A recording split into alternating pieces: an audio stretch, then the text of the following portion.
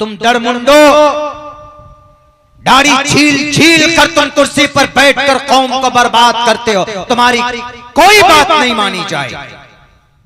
2:55 पर मैं बिहार के इलेक्शन में उम्मीदवार की हैसियत से मैं फॉर्म लेकर पहुंचा एडीएम के ऑफिस में।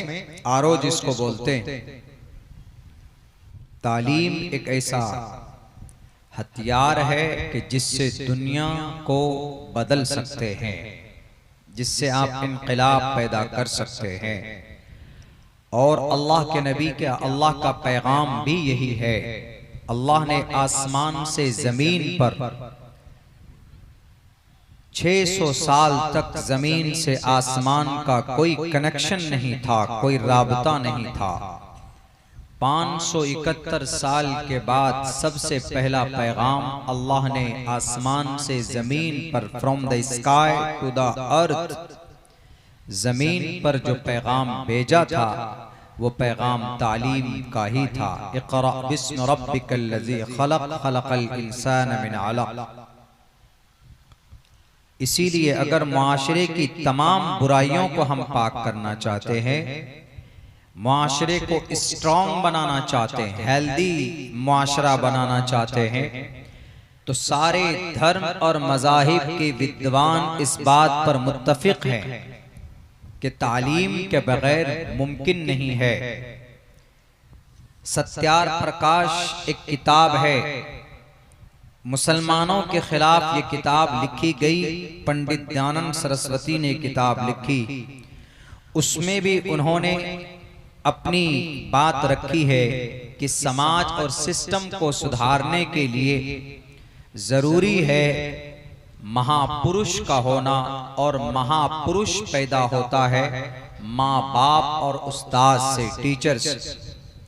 वह श्लोक संस्कृत में इस तरह है, मात्रमान पितृमान चार्यवान पुरुषो वेदः प्रशस्ता धार्मिके विदिति यस्य समास्मकमः।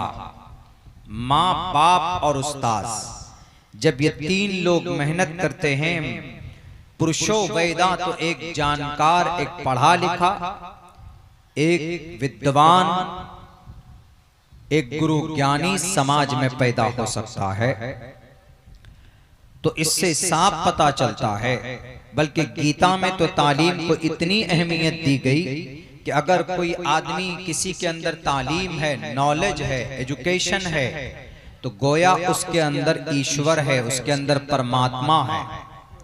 अधे पश्यस्ति मोपरि संत उदारा सर्व एवैते ज्ञानी तात्मे ममई मतम आस्थितः संयुक्तात्मा मामेवामुत्तमां गतिम।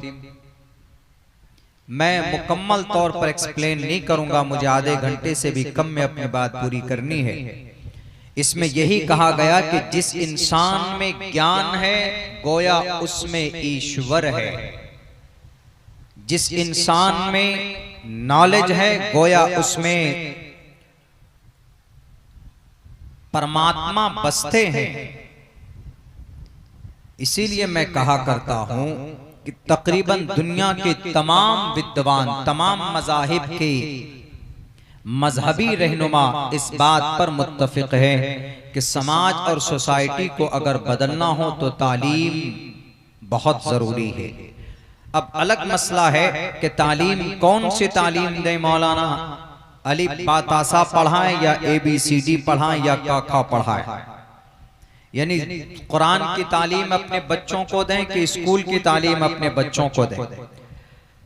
मेरे भाइयों, मेरे समाज के मुसलमानों, मैं इतना कहूंगा, आप मुसलमान हैं, आपके लिए जरूरी है अकीदे और आपकी शरीयत का जानना आपके लिए। तलबुल इल्म फरीज़तुन अला कुल्ली मुस्लिम, बहुत जरूरी।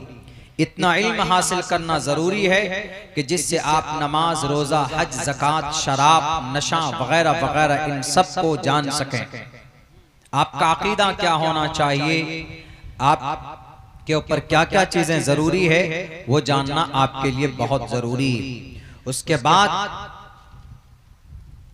आप जाएंगे कहीं पर, किसी ऑफिस में जाएंगे, आपको फॉर्म कैसे भरना है, कैसे दुनियावी मामलात, दुनियावी चीजें हैं, बहुत सारी चीजें ऐसी होती है कि जो मदरसे में नहीं पढ़ाई जाती, वो स्कूलों के अंदर बाज़ाब्ता उसकी ट्रेनिंग दी जाती है। तो वो अगर आपको दुनियावी मसाइल, दुनियावी पेचो खम से वाकिफ होना है तो आपके लिए स्कूल जाना बहुत जरूरी।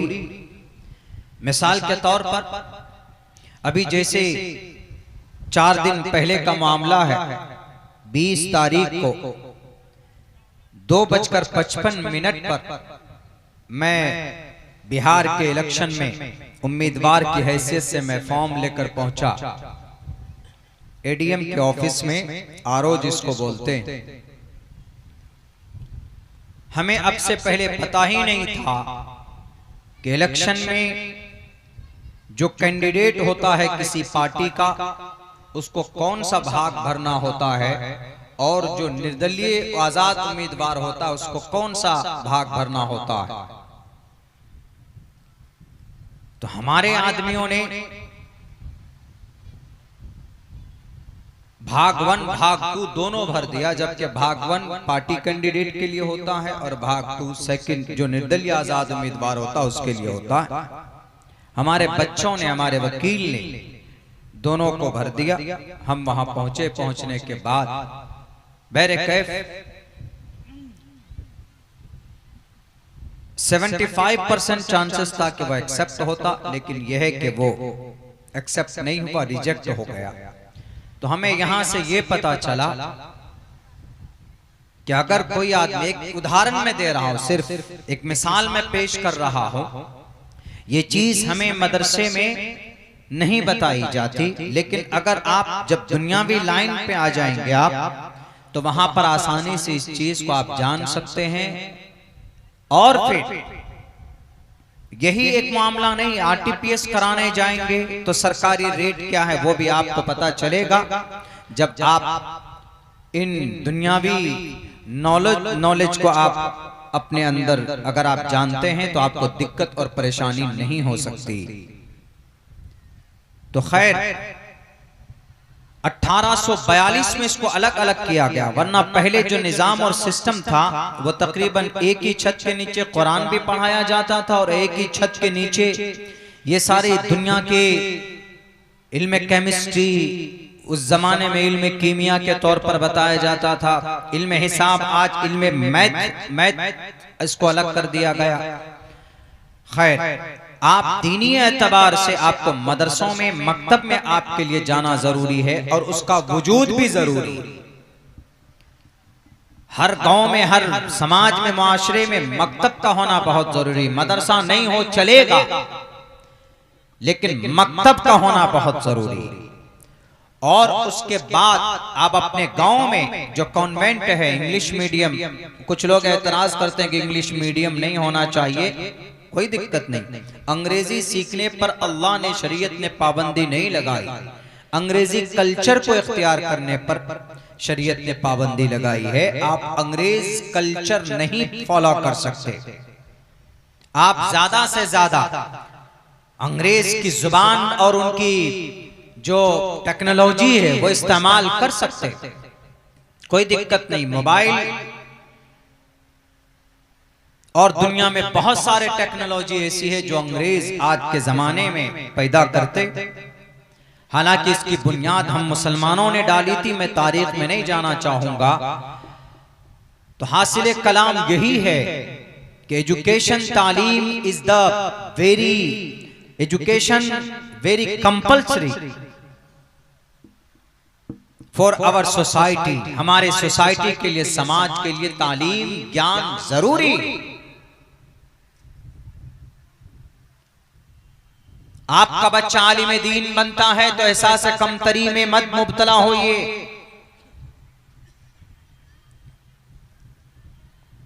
बल्कि अल्लाह जिसके साथ भलाई का इरादा करता है तो दीन की समझदारी उसके अंदर, दीन की समझ के लिए चुनता है। मन युरिदिल्लाहु बिही खैरन युफ़क़्क़िहु फ़िद्दीन। शरीयत का जानकार वही हो सकता है जिसके अंदर भी शरीयत, फ़िक़्ह फ़िद्दीन है, दीन को समझने की का हुनर पैदा हुआ है, अल्लाह ने चुना है। तो समझ लीजिए कि अल्लाह उसके साथ खैर और भलाई का इरादा कर रखा है। आज अगर कुछ लोग अपनी जिहालत और अपनी नादानी की वजह से ये समझते हैं कि उलमा दुनिया में कुछ नहीं कर सकते, तो वो अपनी समाजी एतबार से लंगड़े और लूले हैं। अपनी सोच के एतबार से वो बिल्कुल कुछ नहीं जानते, वो जाहिल हैं। इस दुनिया के अंदर जो बड़ी बड़ी तब्दीली और इनकलाब पैदा हुआ है तो उसके पीछे हमारे उलमाए किराम का मुकम्मल हाथ है। चाहे वो जंग के मैदान हो, चाहे वो सियासी और समाजी मैदान हो। आज कुछ लोग बैठे हैं अपने आप को तुर्रम खां समझते हैं कि हम ही मुआशरे के मालिक हैं, हम ही समाज के अंदर तब्दीली पैदा कर सकते। याद करो उस वक्त को जब इस अखंड भारत का जालिम, इस अखंड भारत का एक बड़ा बादशाह जिसने शरीयत को बदलने का बेड़ा उठाया था, दीन इलाही के नाम पर एक शरीयत बनाई थी, और उस तने तनहा पूरे बादशाह के साम्राज्य के सामने में अगर किसी ने उसकी इस गलत अकीदे की तस्हीह और इसकी सुधार और उसकी आंखों में आंखें डालकर ये कहा कि बादशाह साहब एतबारे नदारत तुम्हारा कोई एतबार नहीं है, अगर उस बादशाह की इस्लाह किसी ने की थी और वो जो शरीयत को बदलना चाहता था, समाज को किसी और तरफ जहन्नम के तरफ ले जाना चाहता था, आजकल के मसनूई और मन घड़त कहानी बनाकर समाज के सामने में अपने आप को लीडर बनाने वालों, एक आलिम दीन थे, एक मर्द मुजाहिद जिसका नाम अहमद सरहंदी रहमतुल्लाहि अलैह, और उन्होंने पूरे दीन इलाही को जमीन से उखाड़ कर फेंक दिया और फिर दीन शरीयत का वो झंडा गाड़ा कामयाबी का। आज तक किसी बादशाह की जुर्रत नहीं हुई कि उस आलिम दीन के मकतूबात के जवाबात दे सके। मुजद्दिद अल-फसानी रहमतुल्लाहि अलैह, उलमा जहां पर भी पैदा होते खड़े होते हैं तो इनकलाब पैदा होता। उलमा के बगैर तुम्हारी जुबान अधूरी है, उलमा के बगैर तुम्हारी जमात अधूरी है, उलमा के बगैर तुम्हारा काम अधूरा है, उलमा के बगैर तुम्हारी जिंदगी अधूरी। इसीलिए अगर कोई आलिम पैदा होता है किसी घर में तो गर्व से सीना तान कर कहो कि मेरा बेटा आलिम बन रहा है, मेरा बेटा हाफिज बन रहा है, मेरा बेटा किसी मदरसे में जेर तालीम। ये मत समझना कि आपका बेटा आगे चलकर 10-15 हजार रुपए कमाएगा, ऐसा कुछ नहीं है। अरे जो 10-15 लाख रुपए महीने में कमाते हैं तो क्या वो जन्नत चले गए? आज भी जलवा अगर किसी का है, आज भी अगर किसी की इज्जत में बढ़ोतरी होती है उसकी उम्र के साथ, तो वो मुकद्दस जमात उलमा इकराम की जमात। आज उलमा को कमजोर समझते हो, उलमा के बगैर कोई ढंग से रास्ता नहीं चल सकता। चाहे सियासत का मैदान हो, सियासत का फील्ड हो, कि समाज का कोई फील्ड हो, तालीम का कोई मैदान। तुम झूठ बोल सकते हो, आलिम दीन कभी झूठ नहीं बोल सकता। तुम रिश्वत ले सकते हो, आलिम दीन कभी रिश्वत नहीं ले सकता। तुम लोगों को अपने जाल में फंसाकर बेवकूफ बना सकते हो, एक आलिम दीन कभी भी कौम के लोगों को परेशान नहीं कर सकता। तुम क्या उलमा की अहमियत को जानो? और अल्लाह की उलमा की फजीलत तो अल्लाह अपने कुरान में पेश करता, इन्नमा यख्शल्लाह मिन इबादिहिल उलमा। अल्लाह के नबी की हदीस है, अल उलमा वरसतुल अंबिया। तुम डरमुंडो दाढ़ी छील छील कर तुम कुर्सी पर बैठकर कौम को बर्बाद करते हो, तुम्हारी कोई बात नहीं मानी जाए।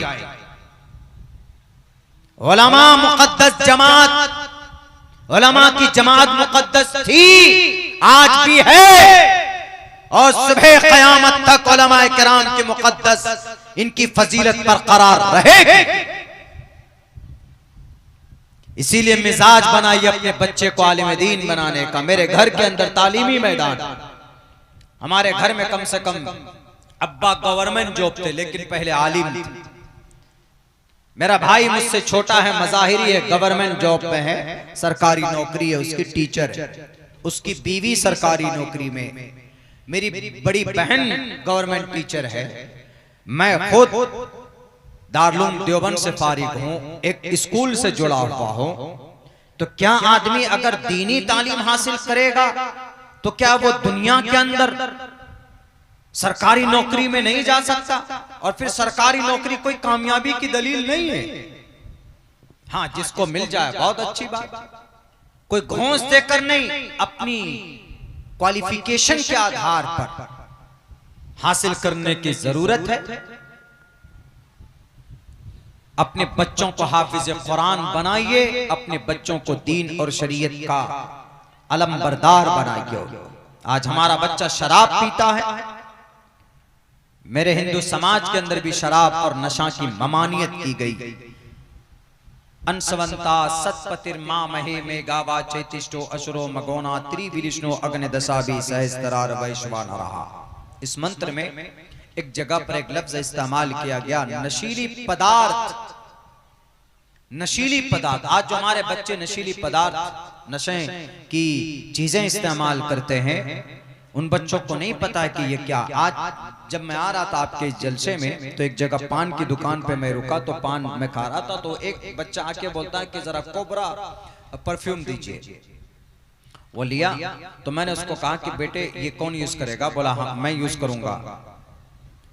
मतलब अच्छा किसी स्कूल का बच्चा लग रहा था। तो मैंने कहा कि ये इसमें अल्कोहल है और alcohol is connected to the wine, इसके अंदर एक नशा है, तो आप बेटे ये यूज मत करना, अभी लेकर जा रहे हो इस्तेमाल करो, आइंदा इसके बाद आप इसको इस्तेमाल मत करना, आप इत्र इस्तेमाल कर लेना। और इत्र में जो खुशबू होती है वो लास्टिंग, लॉन्ग लास्टिंग होती है बिलमुकाबिल परफ्यूम के।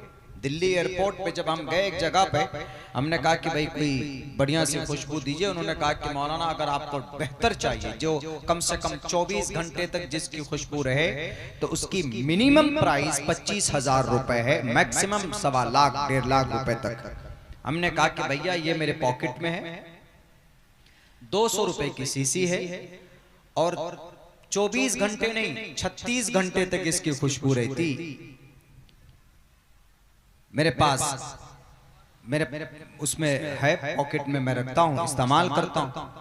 तो हमने कहा कि ये देख लीजिए, और हमने कहा कि आप में जो ये 25,000 रुपए की जो आप परफ्यूम बोल रहे हैं, इसमें अल्कोहल है? बोला हाँ, अल्कोहल के बगैर कोई परफ्यूम तैयार ही नहीं की जाती। हमने कहा कि इत्र के अंदर परफ्यूम नहीं डालते। बोला कि हम लोग अल्कोहल में डालते, इसमें अल्कोहल यूज करते हैं परफ्यूम में, लॉन्ग लास्टिंग के लिए करते हैं, खुशबू के अंदर ज्यादा वो पैदा हो उसके अंदर। हमने कहा कि भाई देखिए हमारे पास है 200 रुपए की, इसकी मैंने 6 घंटा पहले इसको इस्तेमाल किया हुआ। बोला कि अब भी आपके बदन से खुशबू आ रही। तो जो चीजें नापाक अल्कोहल डालकर बनाई जाए, नॉट अलाउड, इस्तेमाल नहीं कर सकते आप, उसको इजाजत नहीं शरीयत के अंदर। तो मैंने उस बच्चे को समझाया, बोला कि और मेरे बस इतनी मैंने सोचा कि इसको समझाना जरूरी। तो ये जो नशीली पदार्थ है, मदहोशी पैदा करने के लिए, खुशबू के अंदर बहुत ज्यादा मदहोशी पैदा करने के लिए, खुशबू सूंघ रहे क्या खुशबू, अल्कोहल डालते हैं उसके अंदर, सेंट के अंदर, परफ्यूम के अंदर। और ये चीज नशा आवर, थोड़ी सी भी चीज, थोड़ी सी चीज, राय के दाने के बराबर भी अगर कोई नशीली पदार्थ सूंघ कर नशे में आ जाता है, कुल्लु मुस्किरिन हरामुन, हराम है, नॉट अलाउड टू यूज,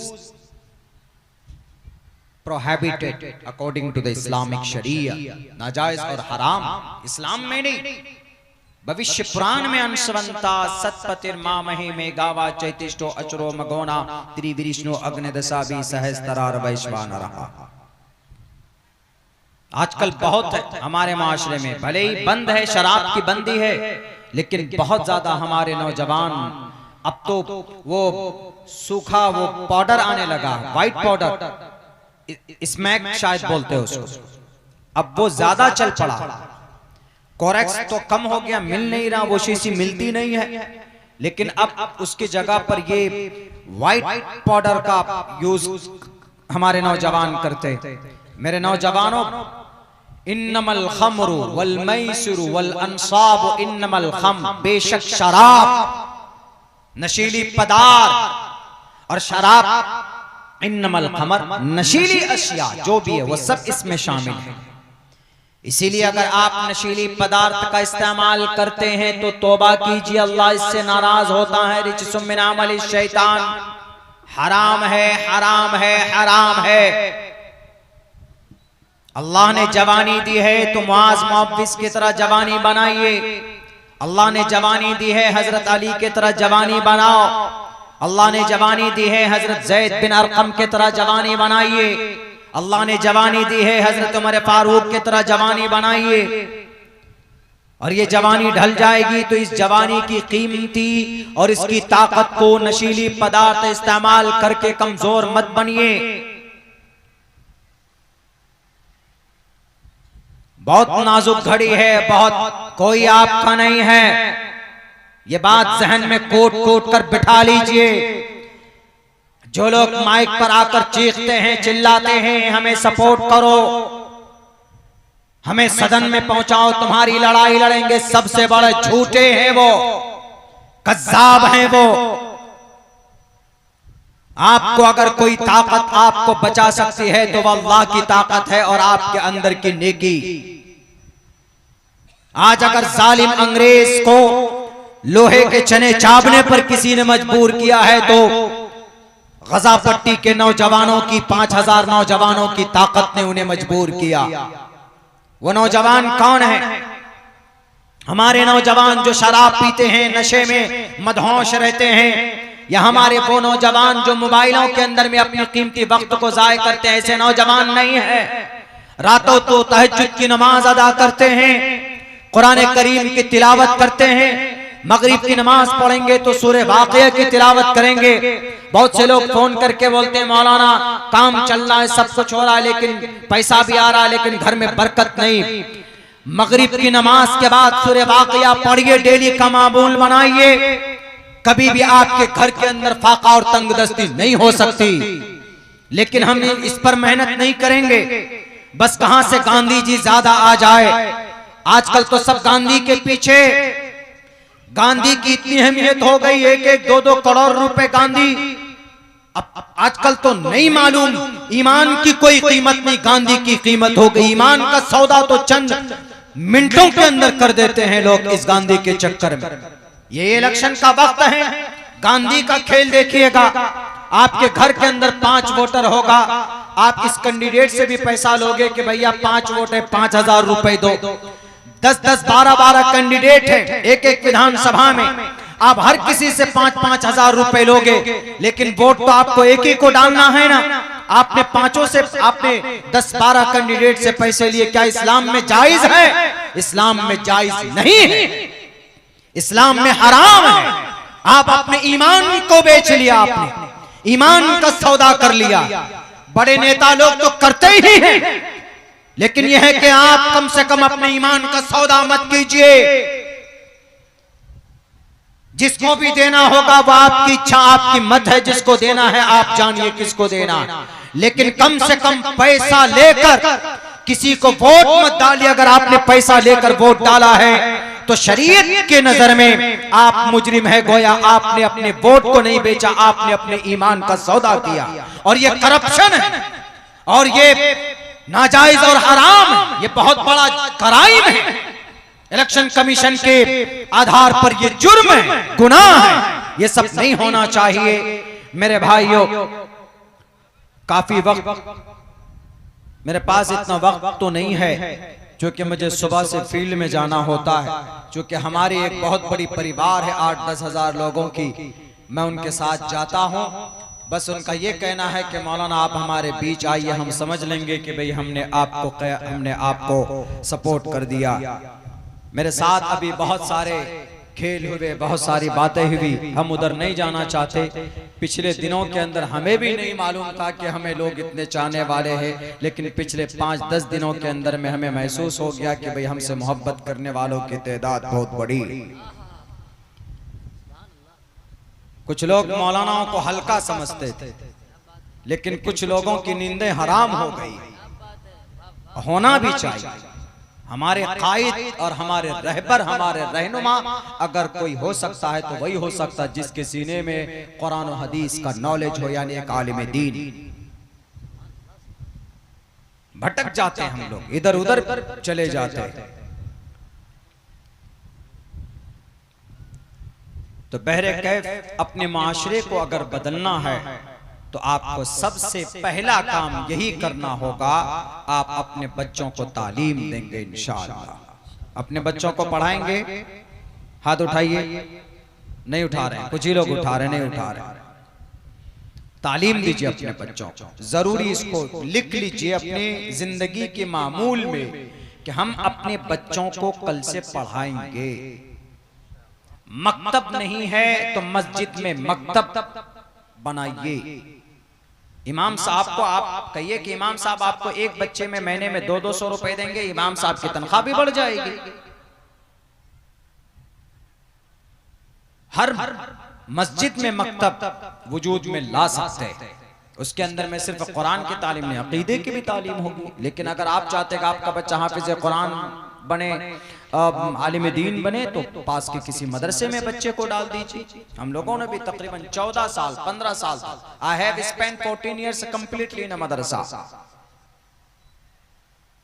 शुरुआत हमने बिहार से की और इख्तिताम जाकर बेंगलोर में। 14 साल तक मदरसे में रहे। तो इसीलिए तालीम को लाजिमी और जरूरी समझिए। कोई नहीं आएगा आपके सिस्टम को, आपके समाज को सुधारने के लिए। सब बकवास, सब इतना समझ लीजिए। बस आप का वही है जो आपने अपने माँ, अपने फैमिली के अंदर पैदा किया, यानी आपने अपने बच्चे को जो बनाया, बस वही।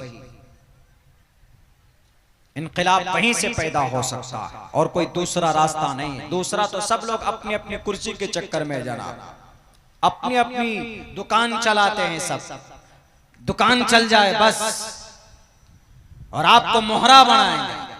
अभी भी मेरे पास बहुत बड़ी बड़ी ताकतवर हस्तियों का फोन आता, मौलाना आप आ जाइए मैं आपको ये बना दूंगा, मौलाना मैं आ जाइए मैं ये बना दूंगा, आ जाइए मौलाना हम ये कर देंगे, आ जाइए मौलाना हम आपके स्कूल में इतने लाख की बिल्डिंग बना देंगे, आ जाइए मौलाना हमारे साथ आ जाइए। हमने कहा कि अब ये मौलाना मौलाना नहीं रहा। बैरक हर कोई इस्तेमाल तो करेगा, लेकिन कोई भी आपकी जिंदगी को बदल नहीं सकता। 5 साल 10 साल के लिए आप मौज मस्ती में सोचेंगे बड़ा अच्छा, लेकिन आप अपने बच्चों को जो उनकी जिंदगी के अंदर जो आप मेहनत करेंगे, जो बच्चा बनेगा, तो बच्चा आगे चलकर वो होगा जो आप सोच नहीं सकते। जो आरओ जो एडीएम था, जब मेरा नॉमिनेशन जाय हुआ, रद्द हुआ, बहुत बिजी ऑफिसर होता है डिस्ट्रिक्ट का, सबसे बड़ा इलेक्शन कमीशन की तरफ से वही एक ऑफिसर होता है, आरओ एडीएम। मैं फाइल लेकर आकर बाहर बैठा, मैंने देखा कि कहां कमी रह गई, तो वो आया बाहर आकर पब्लिक प्लेस में मेरे सामने बैठा। हमको ताज्जुब, हमने कहा ये आदमी इतना बड़ा ऑफिसर बाहर अपने चैम्बर से आके क्यों बैठा? तो उसको किसी ने बताया कि ये फना फना साहब हैं, ये अपने इलाके में अपने समाज को बदलने के लिए तालीम के तौर पर काम भी करते हैं और ये धार्मिक आदमी। तो वहां आकर बोले कि मौलाना पहले बात तो सबसे पहले मुझे दुख है इस बात का कि आप इलेक्शन में कम्पीट नहीं कर पाएंगे, लेकिन एक बात की मुझे खुशी है कि आपके चेहरे में गम नहीं है, आप हंस रहे हैं। बोला गम आने भी मत दीजिएगा। हमने कहा क्यों सर, इतना बड़ा 5 साल की हमारी मेहनत बर्बाद हो गई, तो हम कुछ आ नहीं सकते आगे, कुछ कर नहीं सकते। उन्होंने कहा कि यही एक जिंदगी नहीं है मौलाना, हो सकता है कि ईश्वर आपको इससे आगे और बड़ा काम लेना चाहता हो। ये देखिए कौन कह रहा? अच्छा, उसने सोचा कि मौलाना को शायद तसल्ली की जरूरत है, तो अपनी जिंदगी का एक वाकया बताता हूं। बोला कि मैं आज आरो हूं, इसके पीछे भी एक घटना है। बोला 90 के अंदर में मुझे कुछ पैकेज वगैरह या कुछ इस तरह की कोई उन्होंने ऑफर बताया कि मेरे उसमें था, लेकिन वो किसी वजह से छूट गया, चला गया। तो वो मैं सोच रहा था अरे यार इतना बेहतर मौका और इतनी अच्छी चीज हमारे हाथ से निकल कर चली गई, अब मैं जिंदगी में कुछ नहीं कर सकता, मेरी जिंदगी खत्म हो गई। लेकिन काम हुआ, मैंने मेहनत की, आगे आगे मेहनत की तो मौलाना देखिए आज मैं एडीएम हूं, आज मैं आरओ हूं, डिस्ट्रिक्ट का सबसे बड़ा ऑफिसर। तो बोला वही कि आपको रुकना नहीं, थकना नहीं, आगे बढ़े। आप अपने लिए, समाज का बच्चा अगर काम करेगा, हर एक नौजवान, हर एक बच्चा अगर खड़ा होगा अपनी जिंदगी के अंदर कोई गोल लेकर, मकसद लेकर, तो इंशाअल्लाह समाज और माशरा आपका जरूर बदलेगा, समाज को बदलना पड़ेगा। अच्छे लोग होंगे तो ऑटोमेटिक समाज बदल जाएगा इंशाअल्लाह। हम अपने बच्चों पर तालीम के लिए हम लोग मेहनत करेंगे इंशाअल्लाह। बहुत बहुत शुक्रिया, जज़ाकल्लाह। मेरे पास वक्त की थोड़ी किल्लत है, इस वजह से, और दो आलिम दीन अमानत शरिया से आए हुए हैं, काजी साहब, काजी वसी साहब, बहुत कीमती बात होती है। और दारुल देवबंद, उम्मुल मदारिस दारुल देवबंद से हजरत मौलाना इरफान फलाह साहब आए हुए। उनकी बात अगर आप नहीं सुनेंगे तो गोया आप जलसे में आने का कोई फायदा नहीं। हम लोग तो बच्चे हैं उनके सामने, कुछ भी नहीं, तालिबे इल्म है उनके सामने में। उनकी बातें कीमती होती है। जब आपने कुर्बानी दी है तो थोड़ी सी और कुर्बानी दे दीजिए। उन दो मुअज़्ज़ज़ और मुस्तनद हजरात की बात सुनकर आप लोग जाएंगे इंशाअल्लाह। बहुत बहुत शुक्रिया, जज़ाकल्लाह। अस्सलामु अलैकुम व रहमतुल्लाहि व बरकातहू।